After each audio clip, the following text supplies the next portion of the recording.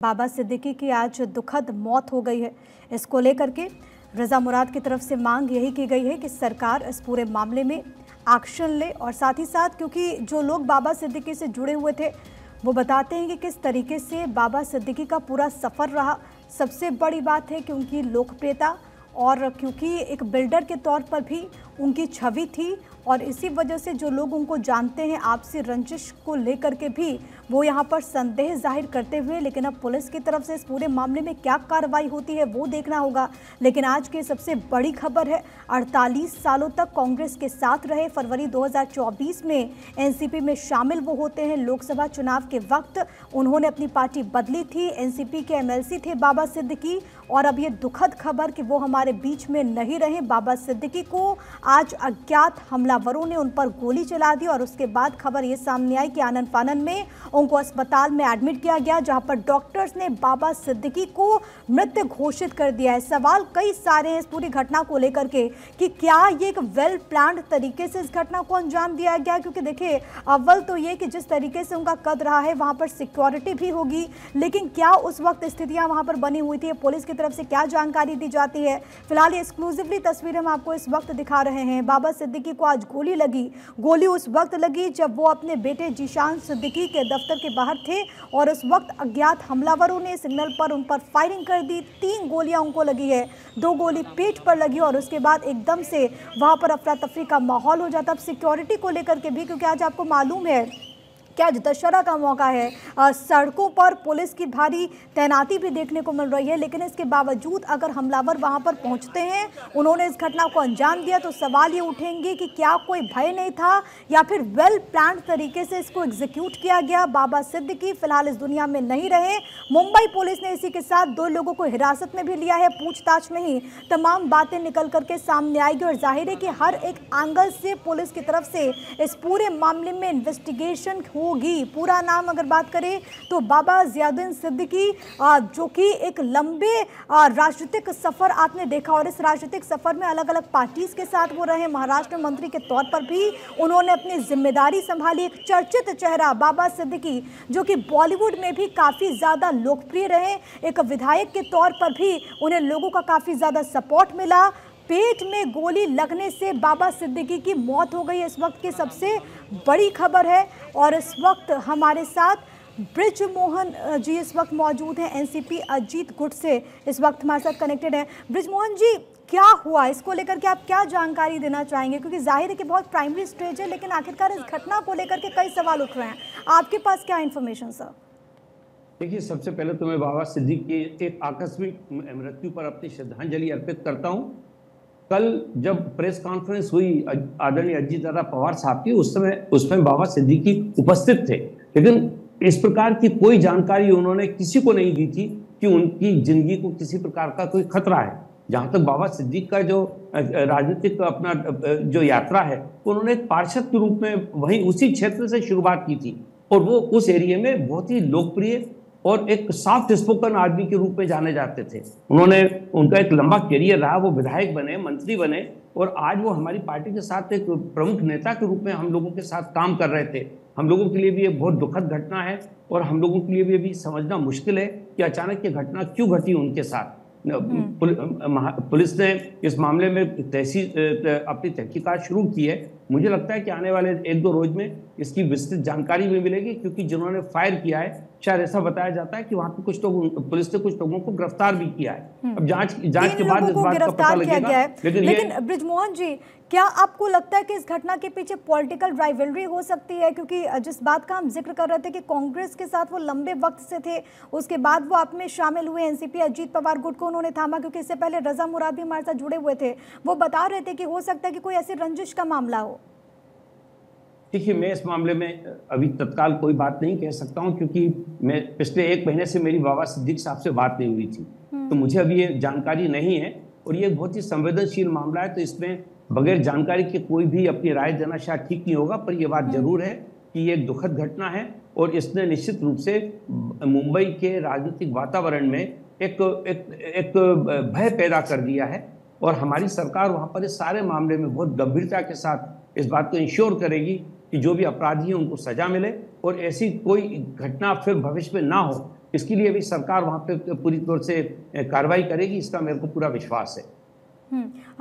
बाबा सिद्दीकी का ना रहना महाराष्ट्र की सियासत में आप उस गैप को कैसे देखते हैं, क्योंकि एक बहुत लंबा राजनीतिक अनुभव रहा है, पार्षद से लेकर मंत्री तक का उन्होंने सफर तय किया, एक उनका अपना फैन बेस भी रहा है। हम देखते हैं कि अक्सर वो तस्वीरें भी सामने आती हैं, बॉलीवुड में भी बहुत एक चर्चित नाम है बाबा सिद्दीकी। उनका ना रहना महाराष्ट्र की सियासत में आप कैसे इसे देखते हैं? देखिए, निश्चित रूप से हमारी पार्टी को तो इससे बहुत नुकसान हुआ है, और सबसे बड़ी बात है कि एक अच्छा नेता, एक युवा नेता थे वो, उनको हम लोगों ने हमेशा एक युवा नेता के रूप में देखा। मैं करीब मेरी उनसे पिछले 30 साल पुरानी मेरी उनसे मुलाकात रही है, और हमेशा मैंने पाया कि वो हर आदमी की समस्या के प्रति बहुत ही संवेदनशील रहते थे, और हर एक की मदद करने की उनकी एक जो नीयत थी उसने ही उनको इतना बड़ा बनाया था। निश्चित रूप से हमारी पार्टी को भी इसका नुकसान हुआ है, और ऐसे अच्छे काम करने वाले जो राजनेता हैं उनका इस प्रकार से दुखद निधन होना, तो ये तो पूरे राजनीतिक वातावरण को प्रभावित करता है। मैं इस मौके पे यही बात कहना चाहूँगा। बृजमोहन जी, फिर सवाल यही होता है, क्योंकि जिस तरीके से पूरी घटना सामने आई है, वो अपने बेटे के दफ्तर से बाहर निकल रहे थे और उस वक्त उन पर गोली चलाई। आज के दिन तो दशहरा का मौका है, आज के दिन तो पुलिस की तरफ से सड़कों पर भी काफ़ी ज़्यादा चौकसी बरती जा रही है। जब ऐसी घटना होगी, लॉ एंड ऑर्डर पर भी सवाल उठेंगे सर? हाँ, निश्चित रूप से, क्यों नहीं। ये मुद्दा लॉ एंड ऑर्डर से जुड़ा हुआ है। मुंबई की पुलिस बहुत ही संवेदनशील पुलिस है, और आज सच बात है, आज तो दशहरा का एक प्रोसेशन निकल रहा था, पूरे हर जगह पुलिस लगी हुई थी, उसके बाद भी अपराधियों ने ये काम किया है। ये एक मिनट आपको बहुत ही चिंता का विषय है। नेता आनंद दुबे इस वक्त कुछ कह रहे हैं, एक बार उनको सुन लेते हैं। गृह मंत्री बने रहने का कोई अधिकार नहीं है। एकनाथ शिंदे जी, आपको मुख्यमंत्री बने रहने का कोई अधिकार नहीं है। मुंबई की सड़कों पर दिन दहाड़े गोलीबारी, 2-2, 3-3 राउंड गोली हो रही है, लोगों को मारा जा रहा है, लोगों को शूट एट साइड किया जा रहा है। ये कानून व्यवस्था आप देना चाहते हैं मुंबई को? ये कानून व्यवस्था देना चाहती है महायुति सरकार मुंबई कर और महाराष्ट्र को? शर्म आनी चाहिए इस महायुति की सरकार को। 50 खोखे एकदम ओके, ये बदनामी अभी झेल ही रहे हो, अब खून खराबा शुरू करवा दिए हो। मतलब जो अपराधी है उनको कोई खौफ नहीं है। कोई सलमान खान के घर के बाहर फायरिंग कर रहा है, कोई बाबा सिद्दीकी जैसे पूर्व मंत्री और पूर्व विधायक को गोली मार दे रहा है, मार के घायल कर दे रहा है। पता नहीं घायल है कि उनकी मृत्यु हो चुकी है, भगवान करे सब सही हो।